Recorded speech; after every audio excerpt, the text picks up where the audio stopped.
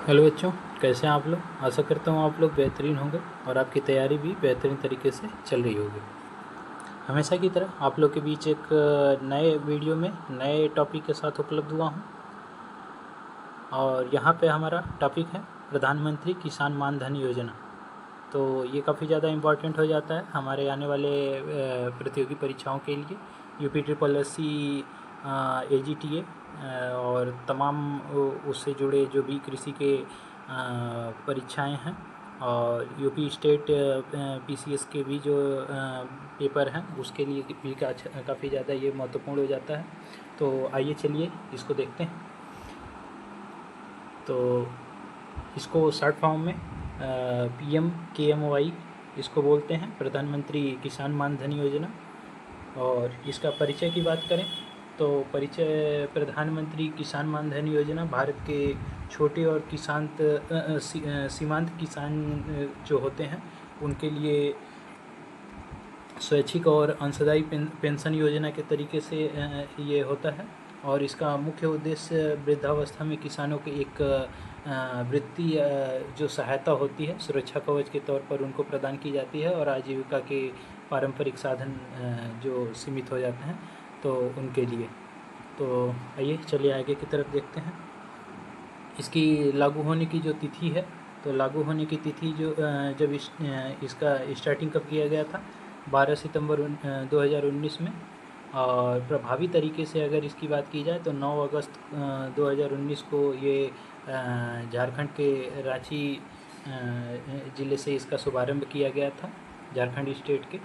और इसकी nodal agency की बात की जाए तो कृषि एवं किसान कल्याण मंत्रालय भारत सरकार के द्वारा इसको संचालित किया जाता है। योजना का प्रकार अगर देखें तो ये सेंट्रल सेक्टर की स्कीम है जिसमें 100% केंद्र सरकार का योगदान होता है, वित्त पोषित होता है ये। और इसमें फंड मैनेजर की बात की जाए तो ये LIC के थ्रू गवर्न होगा, ये आगे की तरफ प्रदर्शित होगा। फिर आगे की तरफ देखते हैं कि योजना का उद्देश्य ये है कि सामाजिक सुरक्षा जो है उसमें देश के उन छोटे सीमांत किसानों को सामाजिक सुरक्षा प्रदान करना जिनके पास वृद्धावस्था में आय का कोई अन्य साधन नहीं है, उसके लिए इस योजना को लागू किया गया है। और इसमें आजीविका की सुरक्षा की अगर बात की जाए तो 60 वर्ष की आयु के बाद जब एक किसान का व्यक्ति का जब शारीरिक क्षमता कम होने लगता है तो उनको आजीविका के नुकसान की भरपाई करने के लिए इसका मुख्य उद्देश्य है। ग्रामीण भारत में औपचारिक बैंकिंग और पेंशन प्रणाली को सुदृढ़ बनाना भी इसका एक मुख्य उद्देश्य है। आगे की तरफ देखते हैं। इसके एलिजिबिलिटी क्राइटेरिया की अगर बात करें तो एलिजिबिलिटी क्राइटेरिया जो 18 से 40 वर्ष के होंगे वो सब इसके लिए आयु सीमा के बीच वो सब इसके लिए एलिजिबल होंगे।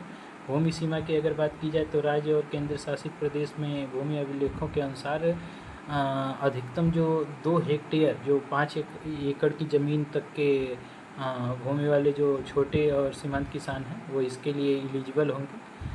उसके बाद अपवर्जन की अगर बात की जाए तो जिनके पास NPS, ESIC, भविष्य EPFO जैसी किसी अन्य सामाजिक सुरक्षा के तहत शामिल किसान इसके पात्र नहीं होंगे। और इसके अलावा संस्थागत भूमि धारक और संवैधानिक पद पर जो भी व्यक्ति मतलब एक सरकारी चाहे गवर्नमेंट या सेमी गवर्नमेंट किसी भी चीज़ से अगर वो NPS चाहे ESIC EPFO के चीज़ों से अगर जुड़ा है, चाहे वो संस्थागत चाहे किसी अन्य संवैधानिक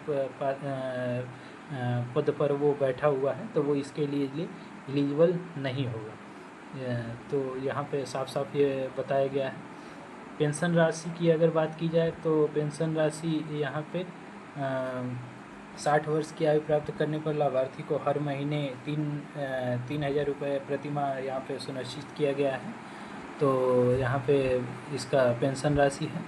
आगे की तरफ देखते हैं कि फैमिली पेंशन की अगर बात की जाए तो यदि पेंशन प्राप्त करने के दौरान अगर जो पेंशन प्राप्त करता था अगर उसकी मृत्यु हो जाती है तो उसके जीवन साथी जो उसकी पत्नी होगी तो स्पाउस के तौर पे तो उसका जो उसको मिल रहा था 3,000 रुपये तो उसका 100% में से 50% 1500 रुपये प्रतिमाह उस व्यक्ति को मिलना मतलब शुरू हो जाएगा, बशर्ते वो पहले इस योजना के लाभार्थी न हो।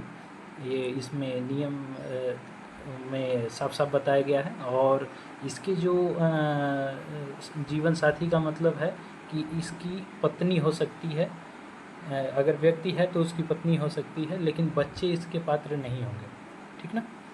तो यहाँ पे कंट्रीब्यूशन अगर देखा जाए कि अगर मासिक कंट्रीब्यूशन किस तरीके का है, तो यहाँ पे योजना एक संबंधी एक के मिलान अनुपात में काम करती है। और इसमें जो सब्सक्राइबर होता है, जो इसमें मतलब प्रतिभाग करता है, तो 18 से 40 वर्ष उसका हमने आपको बताया कि उसकी उम्र होनी चाहिए, के आधार पर उसे 55 से 200 रुपये प्रतिमाह का योगदान दिया जाता है।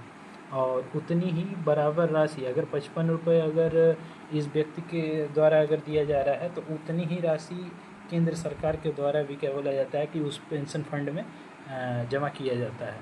तो न्यूनतम जो 18 वर्ष होगा तो उसके लिए 55 रुपये सरकार देगी, और 55 रुपये उसका होगा, तो इस हिसाब से 110 रुपये। और अधिकतम अंशदान अगर 40 वर्ष की आयु में तो 200 रुपये प्रतिमाह सरकार भी देगी, और 200 रुपये हो तो 400 रुपये उसका होगा। तो इस हिसाब से इसका मंथली कंट्रीब्यूशन इस तरीके से होगा। इसकी अगर आवेदन प्रक्रिया की अगर बात करें, तो आवेदन प्रक्रिया किसान अपने नज़दीकी किसी भी कॉमन सर्विस सेंटर से जाकर इसको कर सकता है। वेब पोर्टल के तरीके से KMY के माध्यम से भी ये रजिस्ट्रेशन कर सकता है। और PM किसान से जुड़ाव के तरीके से इसके खाते से मासिक अंशदान कटवाने का विकल्प इसके होता है, जिसमें ये डायरेक्ट किसी अपने पैसे अपने पॉकेट से नहीं जमा कर सकता, ये अपने खाते से ही जमा कर सकता है। तो इस तरीके का प्रावधान किया गया है। सामाजिक और आर्थिक प्रभाव एवं उपलब्धियां की बात अगर की जाए, तो सामाजिक स्तर और किसानों के लिए अगर भारतीय किसान काफ़ी हद तक मौसम और बाज़ार के जोखिमों पर निर्भर होते हैं, और वृद्धावस्था के दौरान छोटे किसान अति संवेदनशील हो जाते हैं। तो इसमें साहूकारों से अगर ऋण जाल से ये सारी चीज़ें जो होता है कि अगर साहूकार से हम कोई भी चीज़ अगर धनराशि ले लेते हैं, तो उसमें अधिक हमें ब्याज दर हमें मतलब उनको चुकाना पड़ता है। तो उसके लिए ये काफ़ी ज़्यादा मतलब कि एक कारगर साबित हो जाता है, अच्छा साबित हो जाता है। इसके अलावा अब अगर इसमें अभी तक की बात की जाए, तो व्यापक रूप से ये देश भर में लागू किया जा चुका है। और आंकड़ों के अनुसार अगर देखा जाए, तो अभी तक 23,38,000 से अधिक छोटे और सीमांत किसान जो हैं इस पेंशन में सुरक्षा कवच से जुड़ चुके हैं, और निरंतर ये संख्या हमेशा आगे की तरफ बढ़ रही है। तो आइए आगे की तरफ देखते हैं। इसमें हम आगे की तरफ आप लोगों को कुछ इससे जुड़े क्वेश्चंस होंगे, जो आपको थोड़ा उनसे अवगत कराएंगे कि इससे परीक्षा के अनुपयोगी कौन कौन से क्वेश्चन आप लोगों से प्रतियोगी परीक्षाओं में पूछ लिए जाते हैं, जो अक्सर इस योजना से रिलेटेड पूछा जा चुका है। तो आइए एक ओवरव्यू तरीके से इसमें देखते हैं। प्रधानमंत्री किसान मान धन योजना जो है PMKY भारत सरकार द्वारा किस तिथि को लागू की गई थी? तो ऑप्शन नंबर ए है 24 फरवरी 2019। ऑप्शन नंबर बी है 12 सितंबर 2019। ऑप्शन नंबर सी है 2 अक्टूबर 2019। और ऑप्शन नंबर डी है 1 जनवरी 2020। तो यहाँ पे हमारा ऑप्शन नंबर बी जो है वो यहाँ पे सही होगा, क्योंकि 12 सितंबर 2019 को ये आधिकारिक रूप में ये योजना शुरू की गई थी, जबकि इसे अगस्त 2019 में प्रभावी माना गया था। तो यहाँ पे हमारा ऑप्शन नंबर बी जो है ये यहाँ पे सही होगा। आइए आगे की तरफ देखते हैं। PMKY योजना किस स्थान से आधिकारिक रूप में देश को समर्पित किया गया था? From which place was the PMKY scheme officially dedicated to the nation? Option number A है Gorakhpur Uttar Pradesh. Option number B है Ranchi Jharkhand. Option number C है पटना बिहार। और ऑप्शन नंबर डी है सीकर राजस्थान। तो यहाँ पे हमारा ऑप्शन नंबर बी जो है रांची झारखंड, यहाँ से प्रधानमंत्री नरेंद्र मोदी द्वारा इस योजना की शुरुआत की गई थी। तो ऑप्शन नंबर बी हमारा यहाँ पे सही होगा।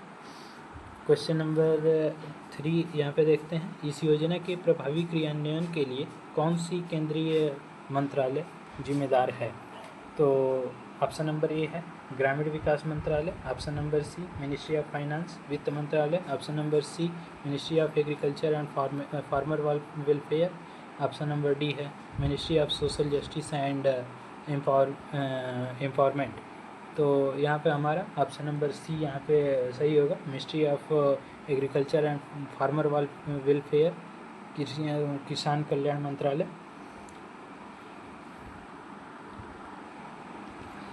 क्वेश्चन नंबर 4 है, PMKY के तहत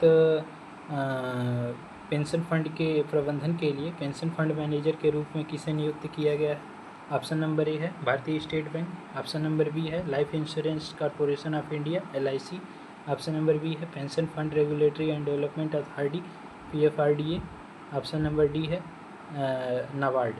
तो यहाँ पे हमारा ऑप्शन नंबर बी यहाँ पे सही हो जाता है, भारतीय जीवन बीमा निगम LIC को इस पूरी निधि का प्रबंधन और पेंशन भुगतान के लिए इसको नोडल एजेंसी के तौर पे जिम्मेदारी दी गई है। तो यहाँ पे हमारा ऑप्शन नंबर बी यहाँ पे सही हो जाएगा। आगे की तरफ देखते हैं, योजना का लाभ उठाने के लिए छोटे और सीमांत किसानों के लिए निर्धारित प्रवेश आयु सीमा क्या है? ऑप्शन नंबर ए है 18 से 35, ऑप्शन नंबर बी 18 से 40, ऑप्शन नंबर सी 21 से 50 और ऑप्शन नंबर डी 15 से 45। तो ऑप्शन नंबर बी हमारा यहाँ पे 18 से 40 वर्ष यहाँ पे सही होगा, क्योंकि छोटे और सीमांत किसानों के लिए जो निर्धारित आयु सीमा रखी गई है वो 18 से 40 वर्ष प्रधानमंत्री इस बीमा के लिए रखा गया है।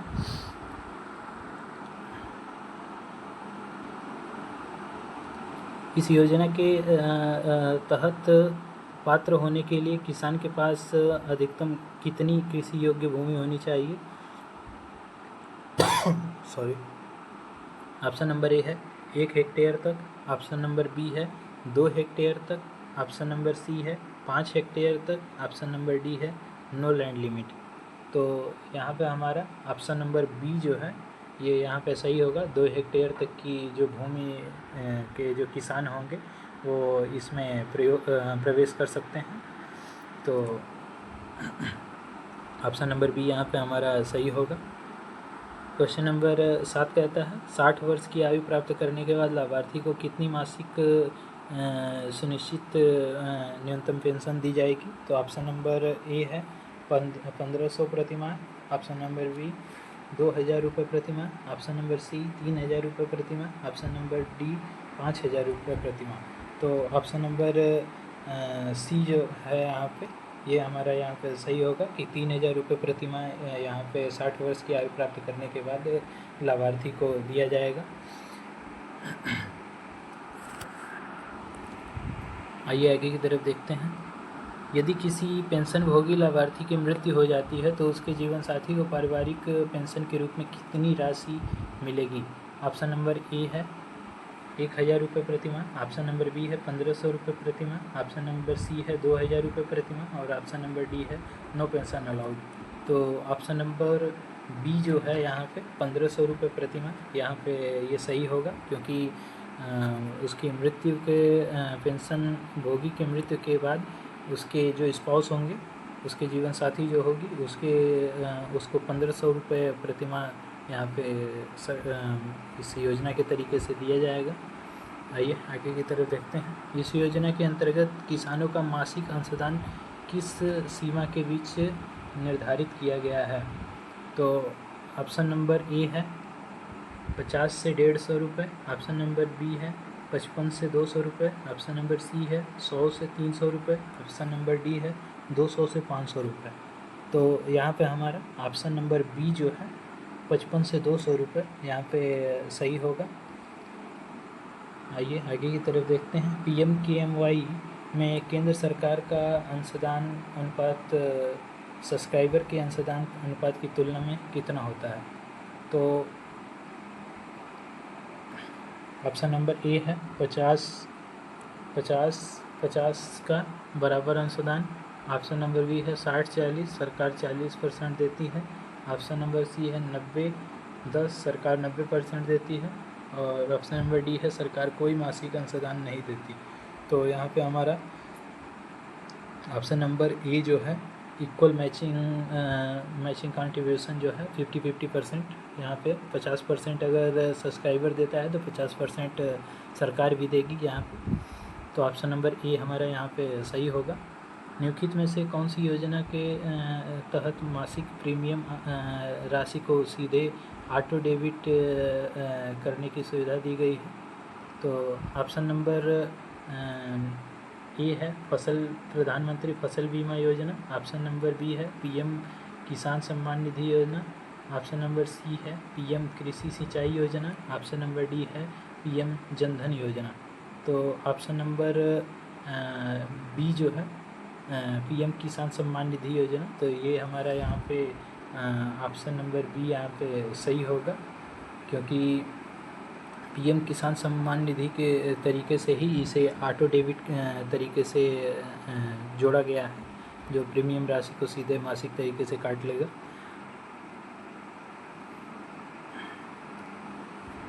वित्तीय संरचना के संदर्भ में PMKMY किस प्रकार की योजना है?